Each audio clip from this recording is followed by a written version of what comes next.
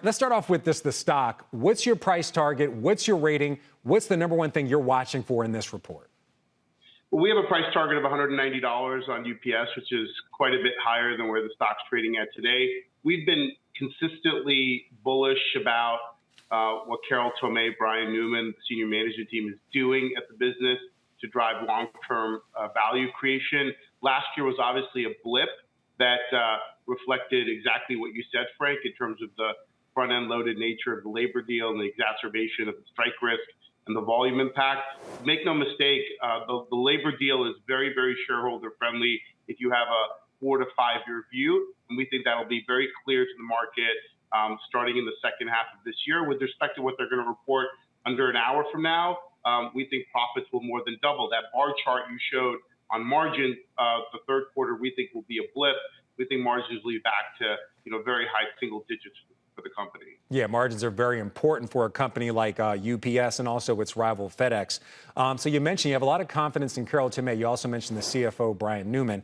I've talked to Carol Tomé several times this year, and she said the company has a big push when it comes to AI and automation. How do you see AI and automation impacting this company going forward? What are you expecting when it comes to not only the results possibly being impacted by AI and automation, but also the commentary for forward guidance?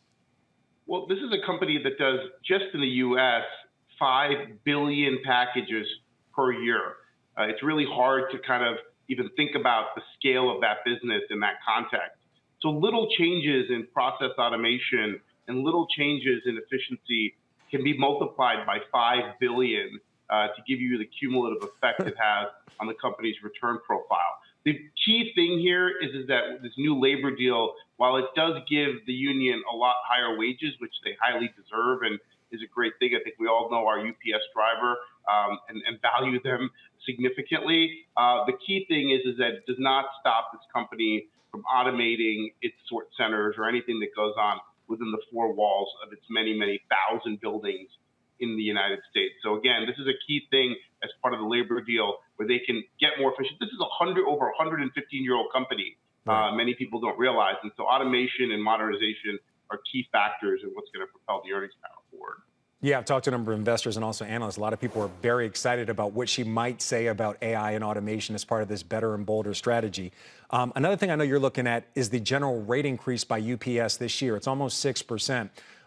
But I do have a question for you. Is that going to be a test for UPS?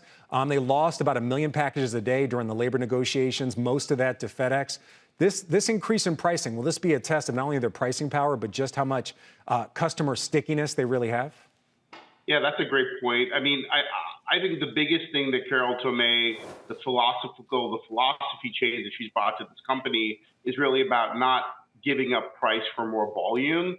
The general rate increase is a headline grabber, but it's rather been the rule as opposed to the exception. The question is the company's fidelity to that general rate increase. And, we just recently saw what they did with their fuel surcharge mechanism. Generally, we think price discipline is extremely strong at UPS and FedEx, and that is a huge 180-degree change in terms of willing to give up volume for price discipline. The last thing I'll say on this, Frank, we are forecasting a 30% increase sequentially in UPS's volumes from 3Q to 4Q. So while we talk about the million packages being lost, we talk about all that difficulty during the strike risk phase of this company. That is wholly in the rearview mirror, and we think that volume growth will be better as we